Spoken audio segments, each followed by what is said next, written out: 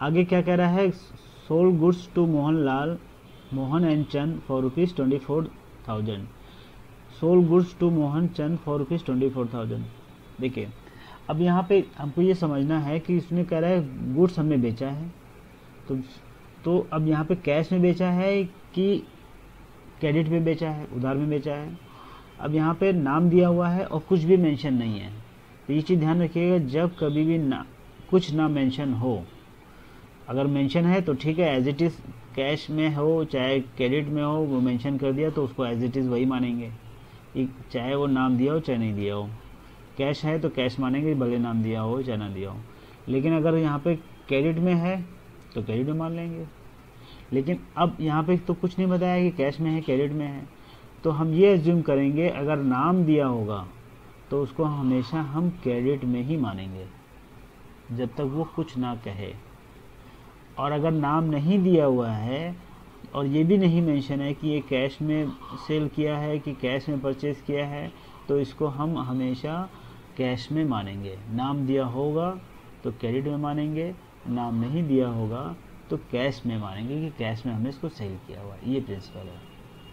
Okay, चलिए अब हमने यहाँ पे माल बेचा मोहन एंड चंद को, किसमें, क्रेडिट में। तो फिर हमको देखना है क्या चीज़ हमारे पास से आएगा, हमारे पास क्या चीज़ आएगा।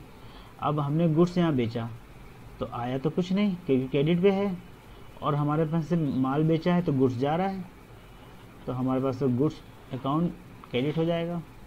आया क्या, कुछ नहीं। जब मैंने आपको बताया जब कुछ नहीं आता तो सामने वाली पार्टी का हम नाम डाल देते हैं। तो यानी कि डेबिट जो चीज़, जब कुछ नहीं आया तो किसको डेबिट करें, जब कुछ नहीं आया तो किसको डेबिट करें, तो जब कुछ नहीं आएगा तो हम डेबिट करेंगे सामने वाली पार्टी के नाम को, यानी means Mohan and Chand account debit ₹24,000 से। और टू गुड्स जा रहा है यानी कि सेल किया है तो टू सेल्स हो जाएगा, टू सेल्स अकाउंट कितना से, 24,000 से। ओके, ये डेट हो जाएगा हमारे पास यहाँ पे 7। ये हो गया, नरेशन आप कर सकते हैं। अब हम आगे चलते हैं। आगे कह रहा है बॉट्स कंप्यूटर, नेक्स्ट ट्रांजेक्शन में आगे है bots computer for ₹54,000 from Lenovo and company. Lenovo and company से हमने यहाँ पे कंप्यूटर खरीदा। देखिए यहाँ पे वही बात हो गई, कुछ नहीं करा है, क्रेडिट में है कि कैश में है, नगद खरीदा है कि उधार खरीदा है, तो नगद खरीदा है उधार खरीदा कुछ नहीं बताया। और यहाँ पे नाम दिया हुआ है, नाम लेनोवो एंड कंपनी, तो लेनोवो एंड कंपनी से नाम दिया हुआ है, कुछ नहीं बोले, तो हमने कैसे खरीदा है, क्रेडिट में खरीदा है। ये चीज़ ध्यान रखिएगा। अब देखिए हमने कंप्यूटर खरीदा, हमारे पास में आया क्या, कंप्यूटर, तो ये कंप्यूटर हमारे पास में आ गया। और जा क्या रहा है, क्योंकि हमने क्रेडिट में खरीदा है तो कुछ तो जा नहीं रहा है, तो जब कुछ नहीं जाएगा तो सामने वाली पार्टी का नाम क्रेडिट की जगह पर उसका नाम डालेंगे, जैसे पीछे मैंने आपको बताया। चलिए इसमें एंट्री क्या होगी, bots computer for ₹54,000 from Lenovo and company. Lenovo and company से हमने कंप्यूटर खरीदा, अप्रैल 8 डेट आ गई, कंप्यूटर खरीदा तो कंप्यूटर अकाउंट डेबिट ₹54,000। और जा क्या रहा है, कुछ नहीं, तो जब कुछ नहीं जाएगा तो सामने वाली पार्टी का नाम यहाँ पे आ जाएगा, ये नाम इससे ऊपर आया था मोहन, मैसर्स मोहन एंड चंद का नाम। वैसे यहाँ पे इनका to Lenovo company account ₹54,000। Okay, अब हम आगे चलते हैं। देखिए आगे क्या कह रहा है, आगे next transaction 9 April sold goods to Patil brothers for ₹30,000 on credit. अब यहाँ पे तो सही साफ साफ कह रहा है क्रेडिट पे हमने पाटिल ब्रदर्स को बेचा है, तो सेम वही चीज़ एंट्री होगी। आया क्या, माल बेचा, क्रेडिट पे बेचा है तो कुछ नहीं आया। जा क्या रहा है, गुड्स जा रहा है हमारे पास से। देखिए तो फिर ये डेट आ गई, सबसे पहले माल बेचा, आया कुछ नहीं, तो जब कुछ नहीं आएगा सामने वाली पार्टी का नाम डालेंगे, सामने वाली पार्टी का नाम, तो ये हो जाएगा पाटिल ब्रदर्स अकाउंट डेबिट, और जा रहा है गुड्स तो टू सेल्स 30,000 रुपीज़ से। ओके, नेक्स्ट आंसर में क्या कह रहा है कि goods return from Patil brothers of ₹5,000। देखिए, अब पाटिल ब्रदर्स नेक्स्ट आंसर में कह रहा है कि पाटिल ब्रदर्स ने, देखिए अब हम नेक्स्ट आंसर चलते हैं। नेक्स्ट आंसर में कह रहा है अब हम नेक्स्ट आंसर चलते हैं और कह रहा है कि goods return from Patil brothers of ₹5,000। 5,000 का गुड्स पाटिल ब्रदर ने हमको वापस कर दिया। मीन्स हमने जो माल पाटिल ब्रदर्स को बेचा था वो माल, उस माल में से 5,000 का माल पाटिल ब्रदर्स ने हमको वापस कर दिया। फिर हम चेक करेंगे क्या चीज़ आ रहा है, क्या चीज़ जा रहा है। तो पाटिल ब्रदर्स ने हमको माल वापस किया तो गुड्स आएगा, और जाएगा क्या, कुछ नहीं। देखिए, तो जब डेट डालेंगे अप्रैल 10, हमारे पास में गुड्स आया। तो यहाँ पे देखिए, यहाँ पे एक खासियत ये है कि ये हमने गुड्स, यहाँ पे हमने सेल भी नहीं किया है, परचेज भी नहीं किया है, और ये बल्कि बेचा हुआ माल रिटर्न आया हमारे पास में। तो ये चीज़ ध्यान रखिएगा। तो जब बेचा हुआ माल हमारे पास आया तो इस गुड्स की जगह पे बेचे हुए माल को हम डेबिट करेंगे, ये चीज़ ध्यान रखिए। तो हम यहाँ पे क्या लिखेंगे, देखिए अब हम यहाँ पे क्या लिखेंगे, बेचा हुआ माल है means sales return account debit. ये गुड्स की जगह पे, इस गुड्स की जगह पे हम सेल्स रिटर्न कर देंगे, क्योंकि बेचा हुआ माल वापस आया हमको। सेल्स रिटर्न अकाउंट डेबिट 5,000 से, और हमारे पास से क्या जा रहा है, गया कुछ नहीं। तो इस सेम वैसे ही पाटिल ब्रदर्स का नाम आ जाएगा यहाँ पे। जब कुछ नहीं जाएगा तो सामने वाली पार्टी का नाम, टू पाटिल ब्रदर्स ₹5,000। ठीक है, चलिए नेक्स्ट आंसर में कह रहा है 11 अप्रैल को payment receive from Patil brothers ₹24,000 by cheque as a full and final settlement. देखिए, फुल एंड फाइनल सेटलमेंट का हमको पाटिल ब्रदर्स से ₹24,000 हमको यहाँ पे मिला हुआ है, वो भी चेक से। ओके, देखिए फिर वही हमको यहाँ पे क्लासीफाई करना है क्या चीज़ आ रहा है हमारे पास से और क्या चीज़ आ रहा है। पाटिल ब्रदर्स ने हमको ₹25,000 का चेक हमको मिला, यानी कि पैसा सीधे मेरे बैंक में जाएगा। तो मेरा बैंक अकाउंट में पैसा रिसीव हो रहा है, तो बैंक अकाउंट हमारा रिसीवर है यहाँ पे। ओके, और जा तो कुछ नहीं रहा है, पेमेंट हमको मिला है सिर्फ। तो जब कुछ नहीं जाएगा तो मैंने आपको बताया पाटिल ब्रदर्स का नाम हो जाएगा, यानी यहाँ पे कुछ नहीं जा रहा है तो ये पाटिल ब्रदर्स का नाम आएगा। चलिए देखिए, अब यहाँ पे एक चीज़ और है कि ये फुल एंड फाइनल सेटलमेंट में पैसा मिल रहा है। हमने, आप पीछे ट्रांसफर में देखेंगे तो ₹30,000 का पाटिल ब्रदर्स को माल बेचा था, उसमें से पाटिल ब्रदर्स ने 5,000 का माल वापस कर दिया। तो मुझे उनसे पैसा लेना था ₹25,000, लेकिन वो कह रहा है full and final settlement means अब आगे उनसे कुछ नहीं लेना है। कितना मिला, सिर्फ 24,000 मिला, मीन्स ये ₹1,000 हमको वहाँ से लॉस हो गए। ₹1,000 हमने एक तरह से उनको डिस्काउंट दे दिया। ओके, अब देखिए पैसा मेरा बैंक में पैसा जा रहा है, मीन्स हमारा bank account is a receiver. तो मैंने जैसे आपको बताया रिसीवर विल बी डेबिट, तो ये डेट आ गया सबसे पहले। रिसीवर कौन है, मेरा बैंक अकाउंट। तो बैंक अकाउंट में पैसा आया क्योंकि चेक से पैसा मिला है, तो बैंक अकाउंट हमारा यहाँ पर रिसीवर हो जाएगा। तो रिसीवर विल बी डेबिट, तो बैंक अकाउंट डेबिट कितने रुपए से, 24,000 मिल रहा है हमको। ओके, और 1,000 रुपये हमने उनको डिस्काउंट दे दिया, मिलना चाहिए था 25, मिल रहे हैं 24, 1,000 रुपये डिस्काउंट दे दिया। डिस्काउंट इज एक्सपेंसेस और लॉस।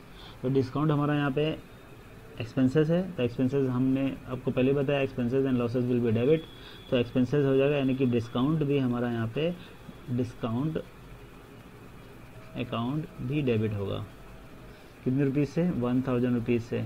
ओके, और जा रहा है कुछ नहीं जा रहा है, तो सामने वाले पार्टी का नाम आ जाएगा Patil brothers, to Patil brothers. How much, 25,000। Okay, चलिए अब हम नेक्स्ट ट्रांजेक्शन चलेंगे। नेक्स्ट ट्रांजेक्शन में क्या कह रहा है, bought goods from Tata and sons for ₹60,000 on credit. हमने टाटा एंड सन्स से गुड्स खरीदा 60,000 रुपीज़ में क्रेडिट में। ओके, तो अब क्या होगा, इसमें हम क्लासीफाई करेंगे क्या चीज़ आ रहा है क्या जा रहा है। गुड्स खरीदा है तो हमारे पास में गुड्स आया, जा क्या रहा है कुछ नहीं, तो पाटिल टाटा एंड सन्स का नाम आएगा। चलिए जन एंट्री करते हैं इसकी। अब हम जन एंट्री हमारे पास आ गई। अप्रैल 12 को हमने गुड्स खरीदा, तो गुड्स की जगह पे हम क्या डालेंगे, परचेज अकाउंट, क्योंकि परचेज किया हुआ गुड्स है। Purchase account debit how much 60,000,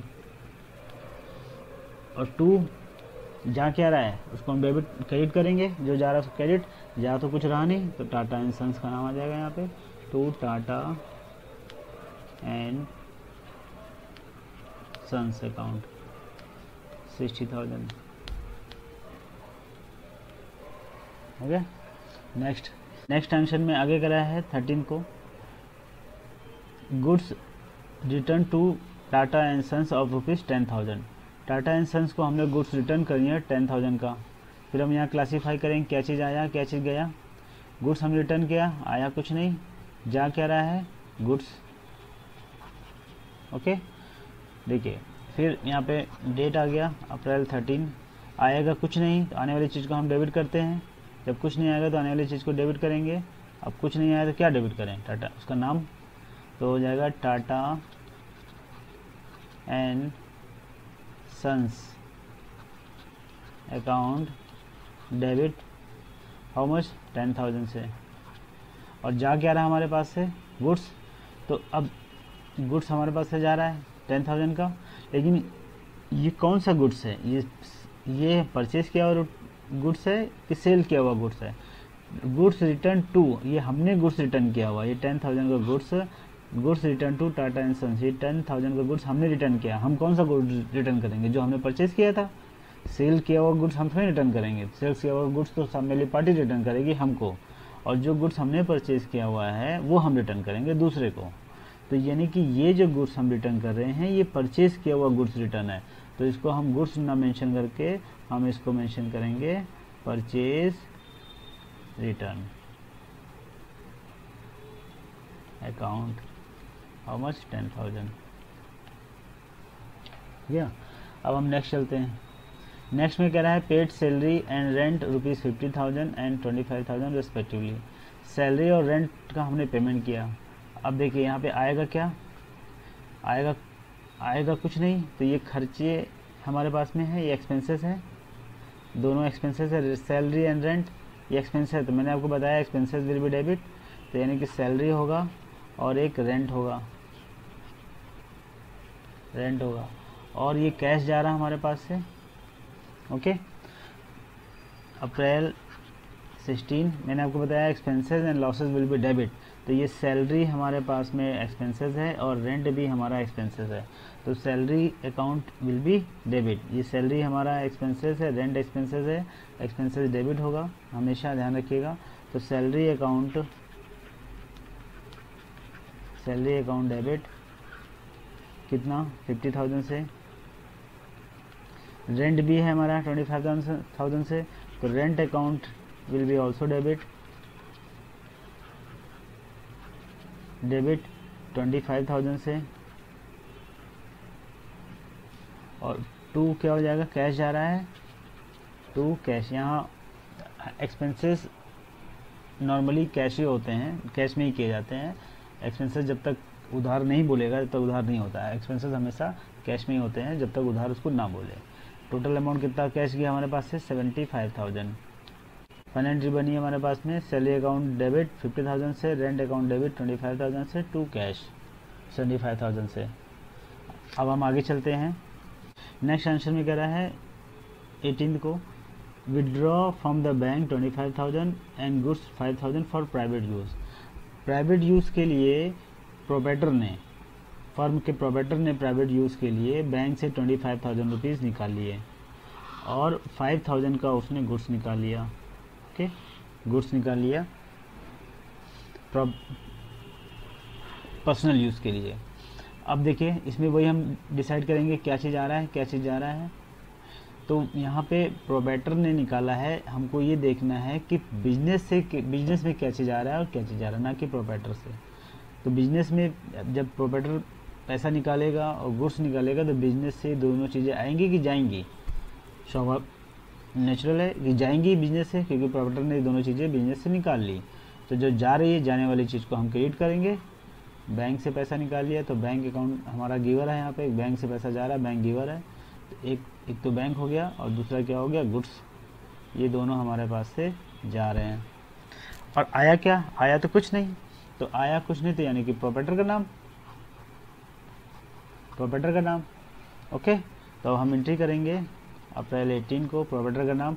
देखिए अब हम यहाँ पे, मैंने आपको जैसे स्टार्टिंग में बताया था, आप बैक करके देख सकते हैं कि प्रोप्राइटर के नाम को जब प्रोप्राइटर बिजनेस में पैसा लगाएगा तो उसको कैपिटल से मेंशन करते हैं, और जब प्रोप्राइटर बिजनेस से पैसा ले जाएगा या कुछ भी ले जाएगा अपने पसंद यूज़ के लिए तो उसको हम ड्राइंग के नाम से मेंशन करते हैं। ये चीज़ ध्यान रखिएगा। ओके, तो प्रोप्राइटर ने आपसे गुड्स निकाला हुआ है, बैंक से पैसा निकाला पर्सनल यूज़ के लिए, तो यहाँ पे प्रोप्राइटर का नाम ना मेंशन करके हम क्या मेंशन करेंगे, ड्राइंग।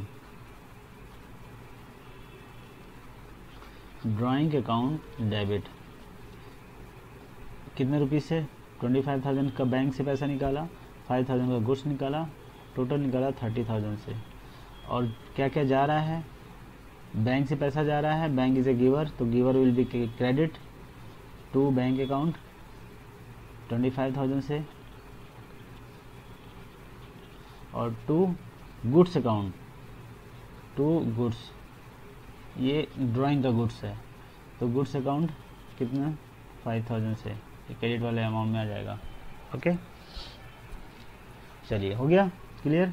अब हम फाइनल एंट्री बन गई क्या, ड्राइंग अकाउंट डेबिट 30,000 से, ड्राइंग अकाउंट डेबिट 30,000 से, bank account to bank account 25,000 से, टू गुड्स अकाउंट 5,000 से। नेक्स्ट अब हम आगे चलते हैं। आगे दिया हुआ है brought delivery van for ₹8 lakh from Mumbai motors company. Mumbai motors company से हमने 8 लाख रुपीज़ की डिलीवरी वैन परचेज किया हुआ है। फिर क्या चीज़ आएगा, वही सेम कॉन्सेप्ट। आया क्या, एक तो वैन आ गई हमारे पास से, और जहाँ क्या आ रहा है कुछ नहीं, क्योंकि क्रेडिट में है, क्योंकि नाम दिया हुआ और कुछ नहीं बोला, क्रेडिट मानेंगे। तो जब कुछ नहीं जा रहा है तो उसका नाम आएगा। फिर एंट्री करेंगे अप्रैल 19, आया क्या हमारे पास से, delivery van, delivery van account debit, और जा क्या रहा हमारे पास से, कुछ नहीं जा रहा है तो जाने वाली चीज़ को क्रेडिट करेंगे। तो जब कुछ नहीं जाएगा तो उसका नाम यहाँ पे ये मुंबई मोटर्स का नाम आ जाएगा, to Mumbai motors company account.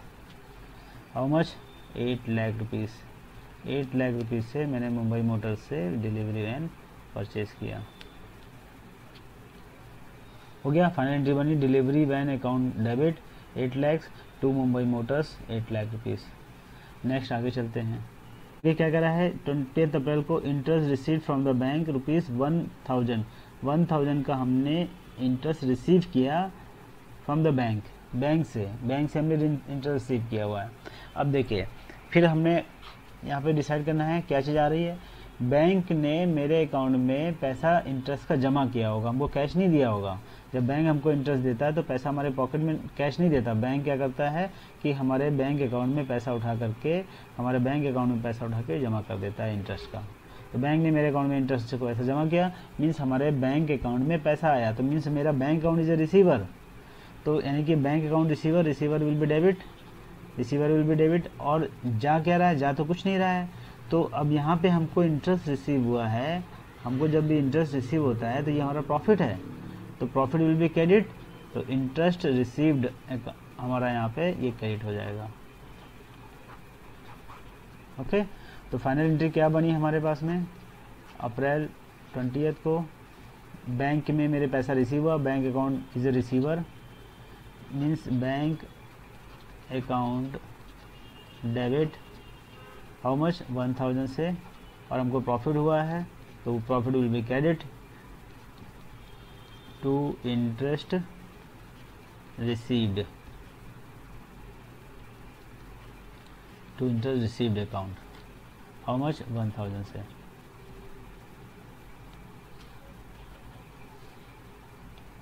चलिए नेक्स्ट अब हम आगे चलते हैं। देखिए इंटरेस्ट रिसीव्ड को हम जो इंटरेस्ट रिसीव हुआ उसको इंटरेस्ट रिसीव लिखते हैं, जो इंटरेस्ट हमने पेमेंट किया उसको लिखते हैं इंटरेस्ट पेड।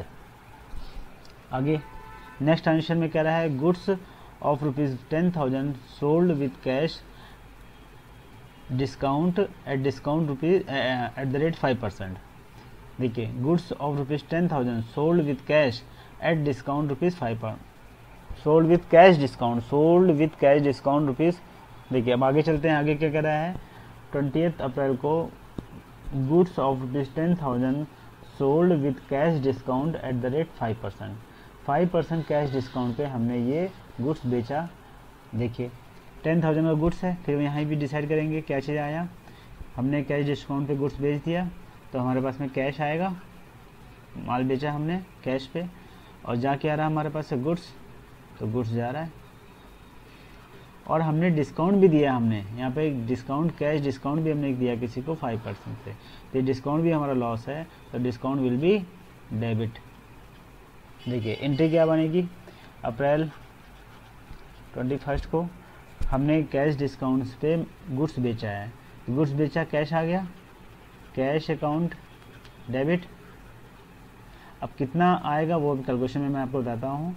और कैश हमने डिस्काउंट भी दिया है साथ में किसी को गुड्स बेचते समय, तो discount account also will be debit, क्योंकि डिस्काउंट हमने दिया है तो हमारा लॉस है, loss will be debit. Discount account debit. और हमारे पास से गुड्स जा रहा है तो ये हमने सेल किया है, तो टू सेल्स जाने वाली चीज़ को क्रेडिट कितने से 10,000 से। अब देखिए 10,000 का गुड्स हमने 5% डिस्काउंट दे दिया, 10,000 का 5% हमारे पास कितना हो गया 500 रुपीज़। तो 10,000 में से हमने 500 माइनस कर दिए, हमारे पास में कितना आ गया 9,500 आ गया। ओके, तो 9,500 हमारे पास में कैश आ गया, और हमारे पास से डिस्काउंट कितना चला गया 500 रुपीज़ का हो गया। अब मैंने यहाँ पे ज़्यादातर पॉइंट्स को मैंने इस पीछे जनरेटरी में सब कवर करने की कोशिश की है। इसके बाद हमारा एक नेक्स्ट वीडियो आएगा जिसमें मैं एडवांस लेवल की जनरेटरी आपको समझाऊंगा कि तो एडवांस जो कठिन से कठिन जनरेटरीज होती है उसको हम कैसे करते हैं, उसका मैं आपको एग्जांपल ले करके उसको सॉल्व करके बताऊँगा, जिससे कि आपको कठिन से कठिन एंट्री आपको कैसे सॉल्व करनी है वो आपको क्लियर हो जाए। लेकिन आगे हम चलते हैं, आगे क्या है, आगे जनरेटरी से रिलेटेड और अकाउंटिंग से रिलेटेड बहुत ही इम्पोर्टेंट चैप्टर है अकाउंटिंग कंसेप्ट। ये आपके एग्ज़ाम में ज़रूर से आता है और इसको आपको पढ़ना बहुत ज़रूरी है। और ये इसमें आपको अकाउंटिंग पे क्या क्या रूल्स अप्लाई होते हैं, कहाँ पे हमको जनरेटरी किस चीज़ की करनी है किस चीज़ की नहीं करनी है, वो अकाउंटिंग कॉन्सेप्ट है।